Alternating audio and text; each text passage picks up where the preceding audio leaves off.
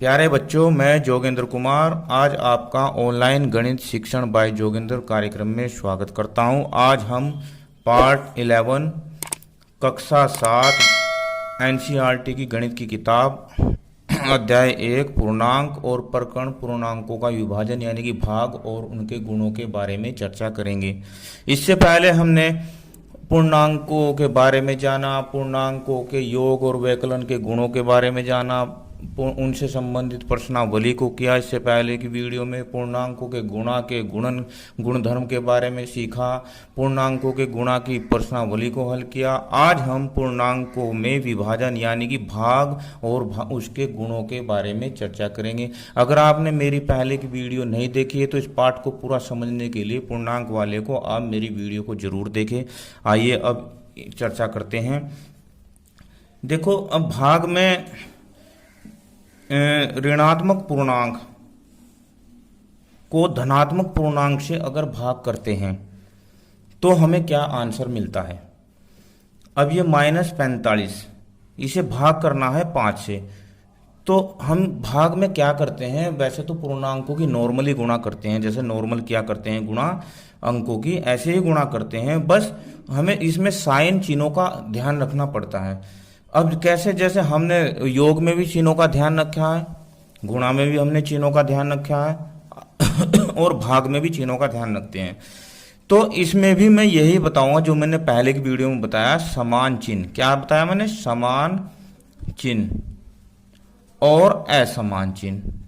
असमान चिन्ह मैंने जोड़ में बताया था, जब योग किया था हमने, तो समान चिन्ह वाली संख्याएं आपस में जुड़ जाती हैं और अलग अलग चिन्ह वाली संख्याएं या पूर्णांक आपस में घट जाते हैं। गुणा में भी मैंने ये बताया कि अगर अलग अलग चिन्ह वाले यानी कि असमान चिन्हों वालों पूर्णांकों की गुणा करते हैं तो माइनस का चिन्ह आता है, और समान चिन्ह वाले पूर्णांकों की गुणा करते हैं, चाहे वे प्लस के हैं चाहे माइनस के, तो प्लस का चिन्ह आता है। ऐसे ही आज हम भाग में, विभाजन में भी अगर समान चिन्ह है तो प्लस का आंसर आएगा, और असमान चिन्ह है यानी कि प्लस माइनस है या माइनस प्लस है और इनके बीच में भाग है, भाग करना है, तो आंसर माइनस का आएगा। चलो देखते हैं। अब ये माइनस का 45 है और ये प्लस का 5 है, तो ये अलग अलग चिन्ह है, असमान चिन्ह है, तो भाग करेंगे इनमें 5 9 45, 9 हो गया। पर ये असमान चिन्ह है यानी कि अलग अलग चिन्ह है, तो हमारा आंसर आएगा माइनस का 32, माइनस का 32 और 4, तो 32 को 4 से ही भाग करना है, 4 8 32 8, और ये माइनस का है ये प्लस का, यानी कि असमान है दोनों, तो उत्तर आएंगे जो हो माइनस के, उत्तर माइनस के। अब एक ये पोजीशन देखते हैं, धनात्मक पूर्णांक को ऋणात्मक पूर्णांक से भाग यानी कि प्लस वाले को माइनस से भाग, तो ये भी असमान चिन्ह है, भाग ऐसे ही कर रहे हैं, तो 8 9 72, 9 आ गया, और अलग अलग चिन्ह है तो आंसर माइनस का आएगा। 5 दूसरा 50, 10 आया है, अलग अलग साइन है तो उत्तर माइनस का आएगा। इसके बाद ऋणात्मक पूर्णांक को ऋणात्मक पूर्णांक से भाग, तो ये भी माइनस का है, ये भी माइनस का है, तो भाग तो वैसे ही करनी है। 6 दूनी 12, 2 आ गया, और समान चिन्ह है, देखो माइनस माइनस दोनों समान चिन्ह है तो उत्तर प्लस का आएगा। और -8 को भाग करना है 4 से, 4 दूनी 8, दोनों माइनस माइनस के हैं, समान चिन्ह वाले हैं, तो उत्तर प्लस के आएंगे। इसके बाद धनात्मक पूर्णांक को धनात्मक पूर्णांक से ही भाग यानी कि प्लस वाले को प्लस से ही भाग करना, तो 6 चौक 24 प्लस का आंसर, 5 छंग 30 प्लस का आंसर। तो इस प्रकार हमने देखा कि समान असमान चिन्ह, अगर असमान चिन्हों की भाग हो रही है पूर्णांकों की तो उत्तर माइनस का आएगा, और समान चिन्हों वालों की भाग हो रही तो उत्तर प्लस का आएगा। अब हमने पूर्णांकों के कुछ गुणों के बारे में चर्चा की थी इससे पहली वीडियो में, अगर आपने नहीं देखी तो देख लेना। एक तो ये था समवर्त का, एक क्रम विनिमेयता, ठीक है, एक साहचर्य, और 1 से गुणा, 0 से गुणा, ये सब हमने पिछली वीडियो में चर्चा कर चुके हैं। तो इसके लिए भी हम देखते हैं पूर्णांकों के भाग के लिए भी समवर्त का नियम लागू होता है या नहीं होता है। अब समवर्त के नियम में हम क्या करते हैं कि अगर पूर्णांक देखो पूर्णांकों को आपस में गुणा भाग जोड़ कुछ भी करते हैं तो आंसर एक ही आना चाहिए, तो समवर्त का नियम है, नहीं तो नहीं है। अगर पूर्णांक ही आता है तो समवर्त है। चलो अब देखते हैं, 8 -8 को -4 से भाग किया तो 4 दूनी 8, 2 आया। अब -4 को -8 से भाग किया, -4 को -8 से भाग किया तो 4 एकम 4, 4 दूनी 8, तो उत्तर आया ये प्लस का 1/2। अब मुझे ये बताओ, ये तो पूर्णांक है, ये तो पूर्णांक नहीं है, इसलिए समवर्त का नियम, समवर्त का इसमें लिखेंगे पूर्णांकों के भाग के लिए समवर्त नहीं है, ये नियम लागू नहीं होता। अब क्रम विनिमयता, क्रम विनिमयता में क्या होता है कि आगे पीछे करके लिख देते हैं पूर्णांकों को। अब देखो ये अगर -8 और -4 की भाग करते हैं तो 4 दूनी 8, 2 आया। पर इस बार हमने क्या किया कि 4 को पहले लिख लिया और 8 को बाद में, यानी कि अब अगर इनकी भाग करते हैं -4 और -8 तो 4 एकम 4, 4 दूनी 8, तो ये आंसर आ गया 1/2। जबकि ये 2 आया है, ये 1/2 आया है, तो ये लागू नहीं होता। तो हम लिखेंगे पूर्णांकों की भाग में क्रम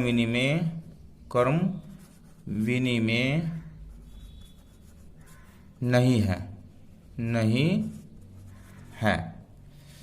इसके बाद 1 से अगर किसी पूर्णांक को भाग करते हैं, 1 से किसी पूर्णांक को भाग करते हैं तो क्या आंसर आता है। देखो अगर हम किसी पूर्णांक को 1 से भाग होते हैं तो सेम आंसर आता है।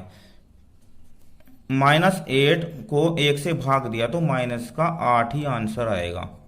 किसी भी पूर्णांक को अगर 1 से भाग करते हैं तो वह सेम ही आंसर आता है, जू का तू।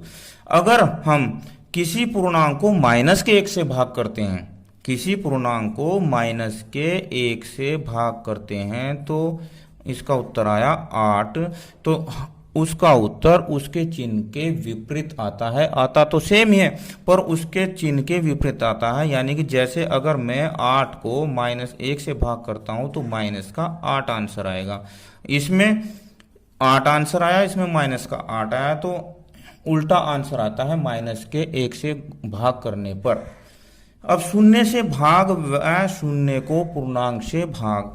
अगर हम शून्य से किसी पूर्णांक को भाग करते हैं, अगर हम शून्य से किसी पूर्णांक को भाग करते हैं तो उत्तर अपरिभाषित आता है, यानी कि इसे अनंत भी बोलते हैं, अपरिभाषित आता है, अपरिभाषित आता है। और अगर किसी पूर्णांक को शून्य से, अगर किसी शून्य को पूर्णांक से भाग करते हैं तो, यानी कि शून्य को करते हैं किसी पूर्णांक से भाग, तो उत्तर 0 आता है। इसके बाद एक साहचर्य प्रॉपर्टी होती है, साहचर्य गुण होता है। इसमें क्या होता है कि इसमें ब्रैकेट में 3 पूर्णांकों के बीच होता है। इसमें ब्रैकेट में पहले 2 ले लेते हैं, फिर बाद में दूसरे 2 ले लेते हैं। चलो इसे करके देखते हैं। ये 16 को भाग अगर मैं 4 से करता हूं तो ये, इसे एक बार दोबारा लिख लेते हैं। तो इसका क्या होगा, देखो 16 को, ये पहले 2 से 4 को, तो 16 को हो गए 2 दूनी 4, 2 से, तो इसका आंसर आया 8। क्या आया 8। अब अगर इधर देखते हैं हम, 16 भाग 4 भाग 2, तो पहले हम इसे कर लेते हैं। तो 4 चौक 16, 4 भाग 2, और ये 2 दूनी 4, तो यहां पर तो 8 आया और यहां पर 2 आया। तो इसमें हम लिख सकते हैं हम पूर्णांकों की भाग के लिए साहचर्य नहीं है। इसके बाद वितरण नियम, इस पे भी हमने पहले चर्चा कर चुके हैं, जोड़ में भी, घटाव में भी, गुणा में भी, आज भाग में करते हैं। तो वितरण नियम का मतलब है तोड़ के, इन्हें अलग अलग करके।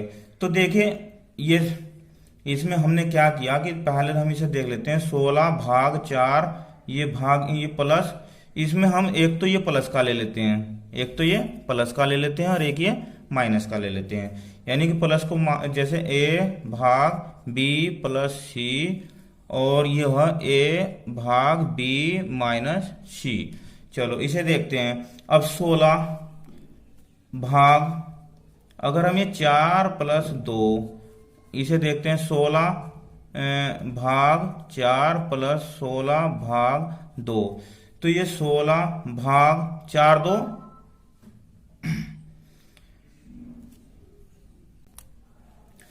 और ये 4 2 6, तो ये हो गया 16/6। इधर 2 8 16 और 2 3 6, यानी कि 8/3। इधर देखो 4 चौक 16, 4 प्लस, और ये 2 8 16 8, ये होगा 8 और 4 12, तो ये 8/3 और ये 12, ये जो हो इक्वल नहीं है। इधर यानी कि इसे हम लिख सकते हैं कि a भाग b plus c is not equal, यानी कि a भाग b प्लस a भाग c, ये इसके बराबर नहीं है। अब इसे माइनस में भी देख लेते हैं, इसे माइनस में भी देख, तो 16 भाग 4 में से 2 गए 2, 2 8 16, यानी कि 8 आ गया।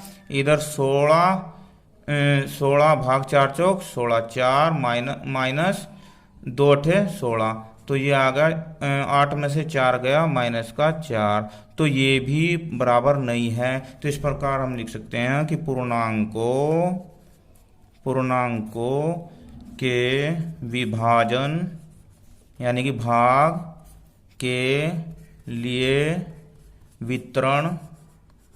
वितरण नियम लागू नहीं होता है। अब इन गुणधर्मों के बाद हम प्रश्नावली के एक प्रश्न को लेते हैं। प्रश्नावली 1.4 के प्रश्न नंबर 1 को लेते हैं। अब देखो -30 भाग 10 से, तो दोनों असमान हैं, चिन्ह वाले, तो 10 तिया 30, इसका 3 आंसर।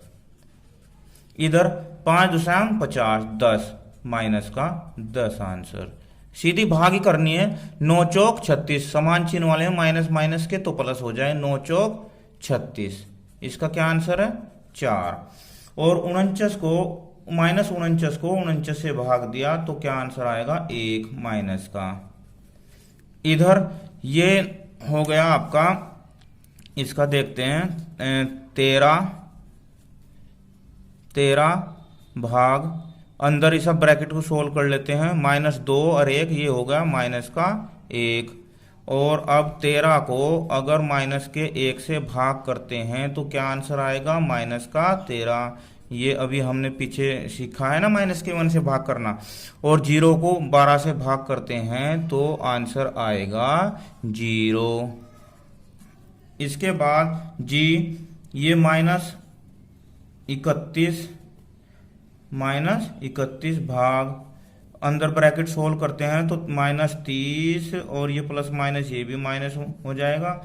और यहाँ पर -31 भाग 30 और 1 31, ये भी -31 हो जाएगा। और 31 ही कम 31, आंसर आएगा प्लस का।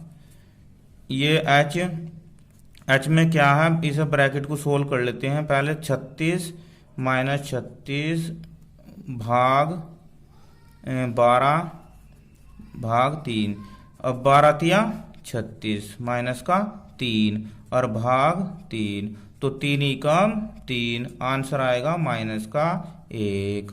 अब ये इधर ये 2 ब्रैकेट में हो गया, तो इसे हम कैसे करेंगे, 6 और 5 इस ब्रैकेट को सोल्व करते हैं, -6 और 5 तो माइनस का 1 भाग, ये 2 और 1, ये भी माइनस का 1 से 1 को भाग दिया तो प्लस का 1 आंसर। इस प्रकार आज हमने पूर्णांकों के विभाजन यानी भाग के नियमों को सीखा और प्रश्नावली 1.4 के प्रश्नों को सोल्व किया। आप इस वीडियो में कराए गए सभी प्रश्नों को और कार्यों को अपने गृह कार्य कॉपी में करना और वीडियो को दोबारा देखना अगर समझ में आए और समझ में आ गए और आपको अच्छी लगी तो कमेंट में मुझे जरूर बताना। धन्यवाद।